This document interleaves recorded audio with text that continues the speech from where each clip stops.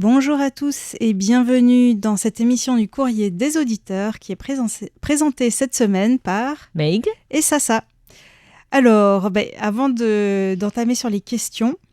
on a beaucoup de choses à annoncer. Voilà, peut-être qu'on va commencer par faire ou répéter les annonces, notamment la fréquence pour le mois d'août depuis Dan Shui, donc la diffusion directe.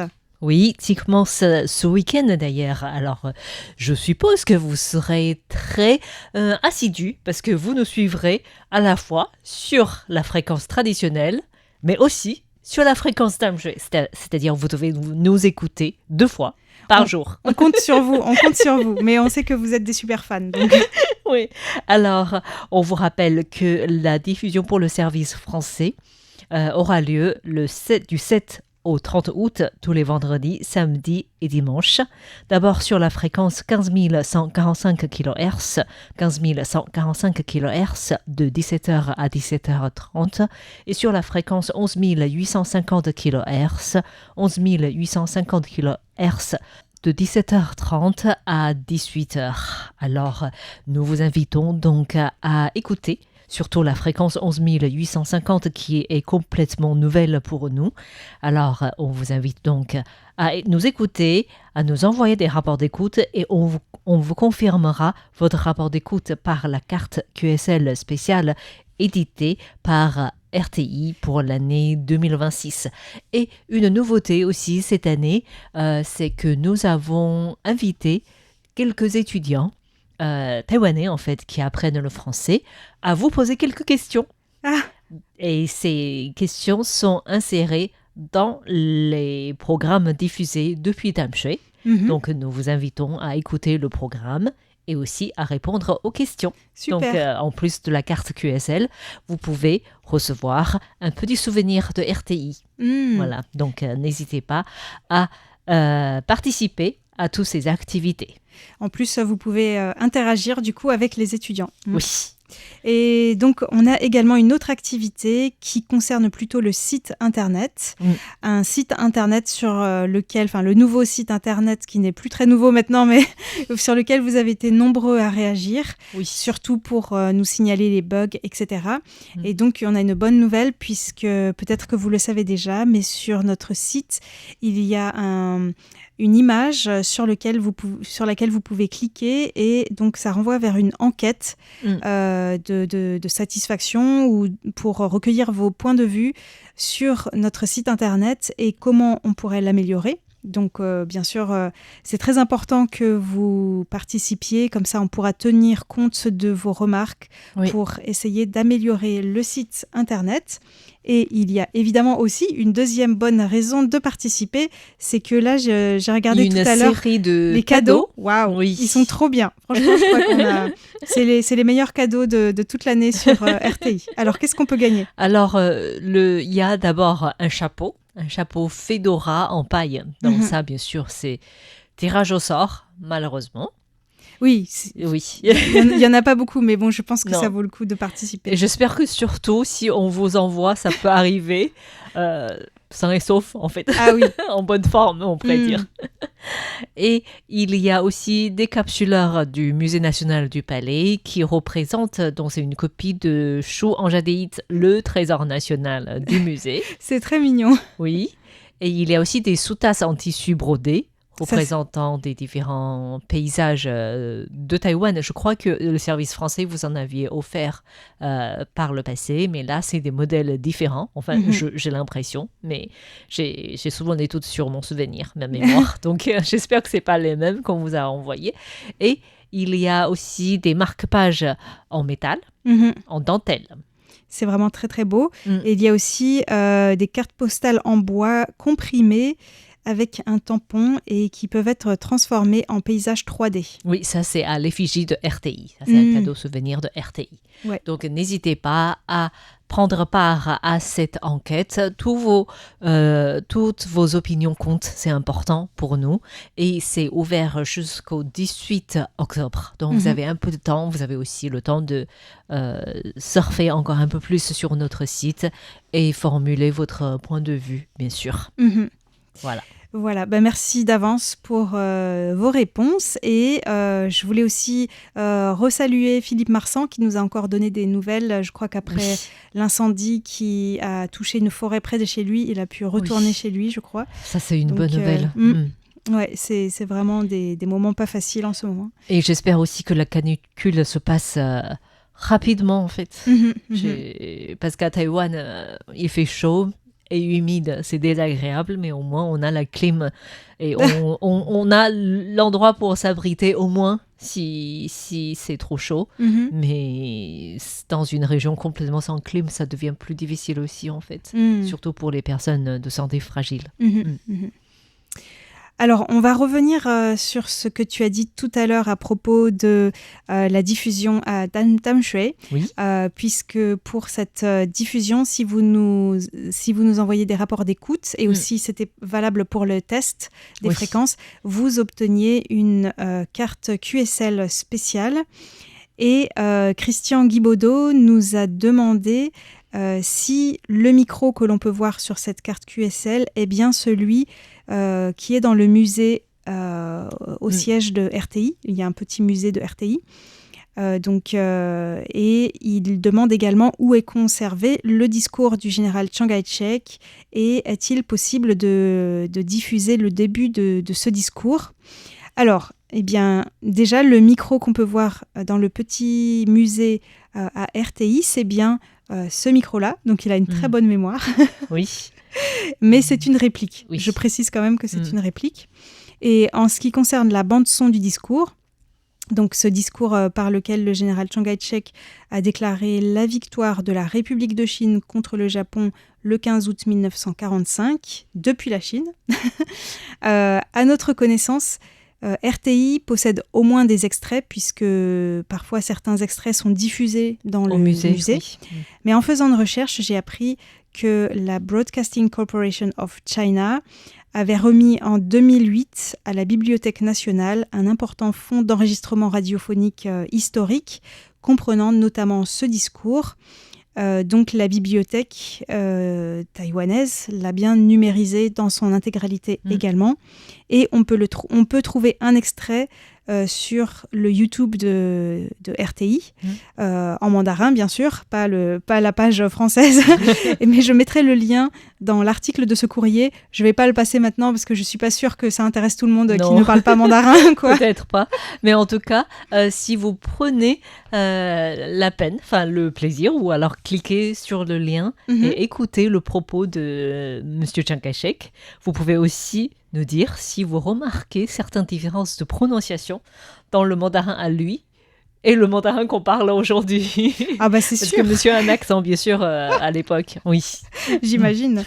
D'ailleurs, je sais plus de quelle province... Zhejiang, je crois. D'accord, il provient d'une province du sud de la Chine. Oui. Mais c'est vrai que il y a énormément d'accents en mandarin, donc ça peut être intéressant, effectivement. Oui. Donc, si jamais vous voyez la différence, c'est intéressant de nous citer aussi.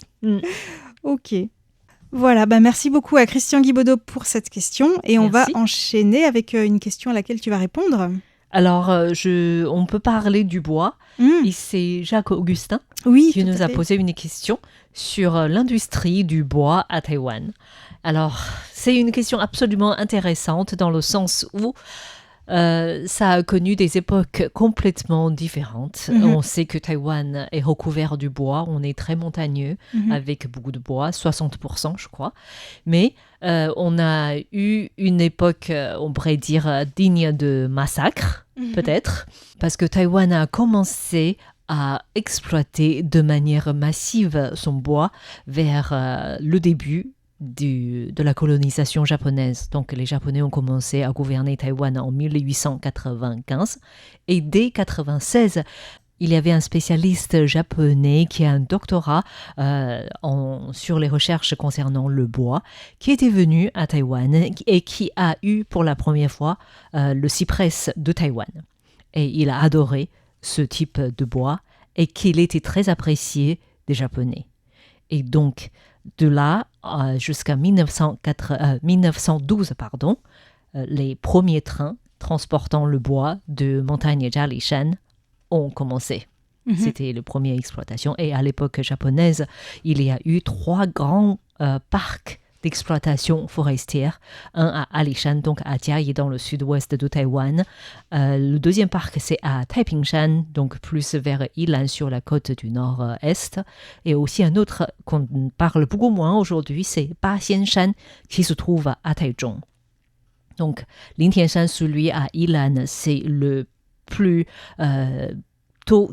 parc le plus tôt privatisé et qui exploitait essentiellement donc des cyprès de Taïwan, mais aussi d'autres conifères à grande valeur en fait. Et à l'époque, il y avait aussi les camphriers sauvages qui étaient exploités. Et selon les données officielles pour ces 3 parcs d'exploitation, entre 1912 et 1945, c'est-à-dire la fin de la colonisation japonaise, il y a eu au total plus de 18 000 hectares de forêt qui ont été exploités, et avec plus de 6 millions de mètres cubes de bois évacués depuis ces parcs, depuis les forêts taïwanaises, ce qui signifiait qu'il y avait environ 200 000 mètres cubes de bois chaque année. Et cela sans des chiffres des exploitations plus petites ou privées, en fait. Et à l'époque de Kuomintang, qui est arrivé à Taïwan par la suite, la situation ne s'est pas arrangée, c'est même empiré, dans le sens où on a vraiment eu l'idée du bois comme une ressource économique. Et puis aussi, il y avait davantage de soldats. Moyens. Et puis, il y avait les moyens, surtout à l'époque japonaise, il n'y avait pas tant de moyens électriques. Oui. C'était parfois à la hache, en fait. Et là, il y avait de plus en plus de tronçonneuses électriques, de plus en plus de routes aussi pour aller dans les montagnes. Qui permettaient de faire l'exploitation à une échelle beaucoup plus grande. Ouais. Et à l'époque, le Bureau des affaires forestières avait un slogan, en fait. La politique du bois avait un slogan, « Duo Famu », c'est-à-dire abattre le plus de bois possible, « Duo Zaolin », c'est-à-dire planter le plus d'arbres possible, et « Duo Jiaoku », payer plus d'impôts possible. Donc ça, c'était vraiment considéré comme une ressource économique. Et dans ce contexte, donc avec les anciens soldats qui étaient arrivés comme de manœuvre, on pouvait dire que en 1958, depuis cette date-là, on produisait plus de 1 million de mètres cubes du bois chaque année. Et c'était de manière quasiment... on ne faisait pas le tri des arbres qui étaient appropriés ou pas. On disait c'était comme pour raser le crâne, on rasait coupe-rase. Des forêts. Et en même temps, on plantait des bois artificiels en fait. Qui poussent plus vite et qui sont moins... Il y a moins de biodiversité que dans une vraie forêt, évidemment. Oui. Et par la suite, c'est donc l'apogée de l'économie taïwanaise sur le bois a été atteint en 1972. À l'époque, en cette année-là, il y avait plus de 1,8 million de mètres cubes de bois fabriqués. Et par la suite, avec des bois plus moins chers depuis d'autres régions du monde, Taïwan a commencé à cesser son exploitation jusqu'à ce que le gouvernement a compris qu'il fallait protéger son bois. En 1989, d'abord pour le bois naturel de premier ordre, c'est-à-dire complètement naturel, qui n'a jamais été touché par les humains et qui possédait une riche biodiversité. C'était en 1989 que le gouvernement a ordonné l'interdiction de l'abattage dans ce genre de forêt. Et en 1991, c'est devenu interdiction totale de l'abattage de bois naturel. Donc c'est vraiment passé de tout au tout, quoi. On coupe beaucoup de bois mais on ne coupe pas la plus fin, de bois. En fait. C'est vraiment un vaste sujet dans le sens où en 2016, Taïwan a compris qu'on est devenu pas du tout autonome en termes du bois. En cette année-là, Taïwan ne fournissait de lui-même 1% de son bois nécessaire. Et du coup, en 2017, le gouvernement avait déclaré que c'était l'année zéro du bois national. Et depuis, le gouvernement tente d'encourager l'utilisation du bois de plantation donc, à Taïwan. Et l'objectif, c'est entre 2017 et 2027, donc c'était un plan décennal, d'atteindre à 5% d'autosuffisance en 2027. Et selon toi, est-ce qu'on a arrivé à ce 5% d'autosuffisance. Si tu me poses la question, c'est que probablement on n'y est pas, non? Oui, effectivement, en décembre 2025, on est arrivé à 3% seulement. Et du coup, le gouvernement a repoussé d'1 an son objectif et on souhaite pouvoir atteindre ces 5% d'autosuffisance en 2028. Et bien sûr, si on a pris du retard dans la mise en place de ces politiques, c'est parce qu'il y a des difficultés qui sont arrivées. Déjà, le coût d'exploitation est extrêmement élevé. Et malgré tous les outils qu'on possède aujourd'hui, les terrains abrupts de Taïwan ne permettent pas facilement d'utiliser tous ces outils, ce qui fait qu'on progresse beaucoup moins vite. Je pense que c'est surtout au niveau de coûts financiers, en fait. Il y a la concurrence encore des autres pays de l'Asie qui sont du moins Sud-Est, chers. tout à fait. Et selon les données du gouvernement, Taïwan compte actuellement 60 000 hectares de forêt de plantations humaines, en fait, qui sont utilisables pour les exploitations. Et on importe chaque année 5 millions de mètres cubes de bois, toutes catégories confondues en fait. Et donc, on espère pouvoir atteindre les 5%, c'est-à-dire Taïwan devrait produire 200 000 mètres cubes du bois par la suite. Et les bois les plus utilisés, exploités maintenant, c'est les cèdres qu'on a plantés, les taïwaniens, et aussi Acacia confusa, et aussi Zelkova du Japon, et les camphriers, pour citer quelques-uns en fait. Voilà. Donc ça, c'est la grande industrie forestière taïwanaise. C'est pas vraiment une industrie très importante, mais on voit l'évolution des différentes politiques en place depuis plus d'1 siècle, en fait. Le fait d'avoir arrêté d'exploiter les forêts pour leur bois, c'était dû aussi au glissement de terrain après les coupes rases. Et c'est quand même bien qu'on ne soit pas retourné à l'exploitation massive comme avant, parce que c'est quand même...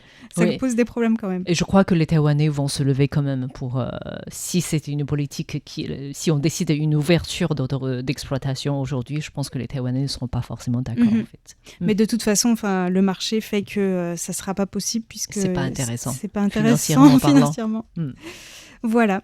Eh bien, merci beaucoup à Jacques-Augustin pour sa question. Merci. Et on enchaîne avec d'autres questions également sur des sujets un peu environnementaux. Alors, c'est Siddhartha Bhattacharjee qui nous écrit depuis l'Inde et qui nous a envoyé carrément 10 questions sur les sachets plastiques à Taïwan. Alors, commençons avec la première. Utilise-t-on habituellement des sacs en plastique pour transporter ses courses à Taïwan ? Alors, d'après moi, la réponse est oui. Et Meg, tu dois peut-être te souvenir, parce que tu as fait une émission là-dessus récemment, selon le ministère de l'Environnement, quelle est la consommation annuelle par habitant de sacs plastiques à Taïwan ? Le chiffre, je ne me souviens plus, désolée. Eh bien, c'est entre 387 et 427 sacs plastiques par an par habitant, ce qui fait 1 à 2 sacs par jour. Comparé à l'Union européenne, environ 65 par année. Oui. Ça ne m'étonne pas du tout parce que les Taïwanais, lorsqu'on va dans les marchés traditionnels, c'est surtout ça en fait. Les sacs plastiques, ça distribue comme pas possible en fait. Mais pas que, honnêtement, parce que les marchés traditionnels, il y en a déjà de moins en moins à Taïwan. Et puis, comme on verra tout à l'heure, il y a aussi d'autres problèmes. Oui. Alors, la deuxième question, les sacs plastiques sont-ils gratuits ou payants ? Eh bien, sur les marchés traditionnels, ils sont encore gratuits, mais dans les supermarchés et les autres hypermarchés, etc., les supérettes, les boulangeries et tout, normalement, ils sont payants, surtout à partir de 2018. Il y avait déjà une première politique à partir de 2002, mais c'est surtout à partir de 2018 qui sont devenus... Mais ce n'est pas des sacs plastiques très fins comme qu'on trouve sur les marchés traditionnels, c'est des sacs plastiques retravaillés, plus épais. Oui, parce qu'ils sont payants, donc il faut offrir des sacs avec plus de plastique. Pour que ça puisse être réutilisé. Oui, normalement. Voilà. Mais la plupart du temps, les gens les oublient, donc tout à fait. C'est pas facile. Tout à fait. Le moyen que je préfère, c'est que c'est associé à la taxe de l'environnement, c'est-à-dire on peut utiliser certains sacs plastiques qu'on achète dans les supermarchés en tant que sacs plastiques acceptables par les villes, en fait. Ah, d'accord. Ça, c'est pas mal. Moi, comme je vais pas dans les supermarchés, je sais pas trop. Mais c'est vrai que pour moi, c'est une contradiction énorme de devoir acheter les sacs plastiques pour mettre mes déchets à la poubelle. J'en D'accord. parlerai tout à l'heure, mais donc du coup, si on peut les avoir homologués au C'est supermarché, homologué, oui. on peut au moins le réutiliser. Parce que si on habite dans les grandes villes, la plupart du temps, on doit payer pour acheter des sacs plastiques. Pour mettre Poubelle. à la poubelle. Voilà. Donc, si on paye une somme pour avoir les 2 utilisations, tant mieux en fait. Parce que donc le fait d'acheter ces sacs plastiques qui ont une certaine couleur spéciale Oui. pour avoir le droit de mettre à la poubelle, donc c'est des sacs homologués, ça permet avec ce financement de pouvoir traiter les déchets. Voilà. Mais moi, donc en faisant les recherches tout à l'heure, ce qui m'a étonnée, c'est que je pensais que c'était du plastique recyclé. Ce qui est logique quand même. Déjà, si on achète exprès du plastique pour mettre des trucs à la poubelle, je pensais que c'était du plastique recyclé. Non. Et en fait, non, pas du tout. C'est pas du plastique recyclé. C'est incroyable. C'est du plastique fabriqué à partir de granulés de polyéthylène haute densité et de polyéthylène linéaire basse densité. Bref. Donc, ça veut dire que ça se casse moins facilement, n'est-ce pas? Enfin, je suppose. C'est surtout que quand ils sont incinérés, ils ne produisent que du CO2 et de l'eau, et apparemment, ils ne libèrent pas de dioxines toxiques. D'accord. Ok. Voilà. Du coup, en fait, ces plastiques-là, je fais une petite parenthèse. Ils ont fait parler d'eux, en fait, au mois de mars, je crois, cette année, puisqu'il y avait le blocage du détroit d'Ormuz qui a provoqué la hausse des prix du pétrole. Et à Taïwan, il y a eu toute crise de sacs plastiques. Voilà, une panique des gens complètement irrationnelle autour du fait qu'il pourrait manquer des sacs plastiques pour mettre les déchets à la poubelle, quoi. C'est vraiment incroyable. C'est marrant parce que à Taïwan, personne ne s'est inquiété du fait que en fait, les engrais et les pesticides sont faits à partir du pétrole. Donc, s'il n'y a plus de pétrole, c'est la sécurité alimentaire qui est mise en question. Mais non, c'est les sacs plastiques qui sont le plus important. Ça montre à quel point les Taïwanais adorent les sacs plastiques. Tout à fait. Et du coup, il fallait, d'après ce que j'avais lu, si on va dans les marchés traditionnels, il fallait marchander avec les marchands pour avoir les sacs plastiques. C'est-à-dire, on dépense combien de sommes de produits pour avoir un sac plastique. Voilà. C'est incroyable.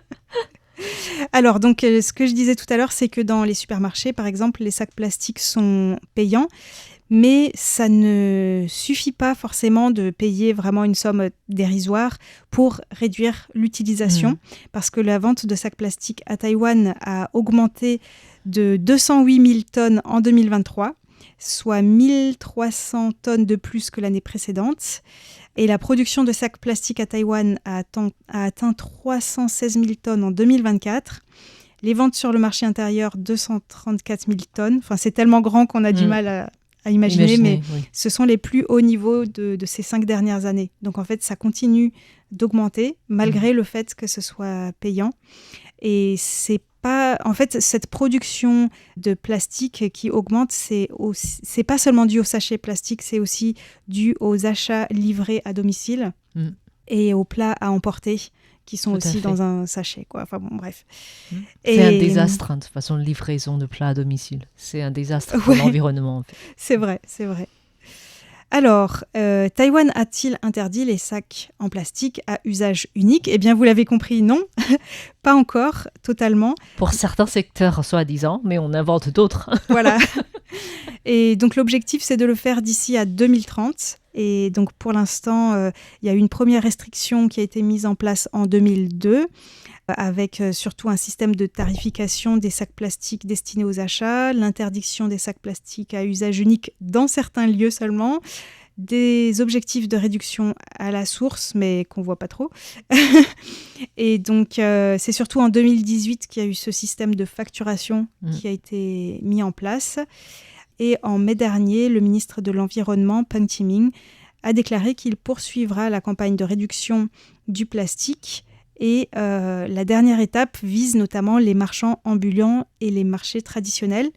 Mais du coup, cette réduction de l'utilisation des sacs plastiques a favorisé de manière étrange l'usage alternatif de sacs que les Taïwanais appellent des sacs écologiques, mais qui ne sont pas très écologiques. C'est ce que j'avais parlé dans mon émission, en fait. Oui. Voilà.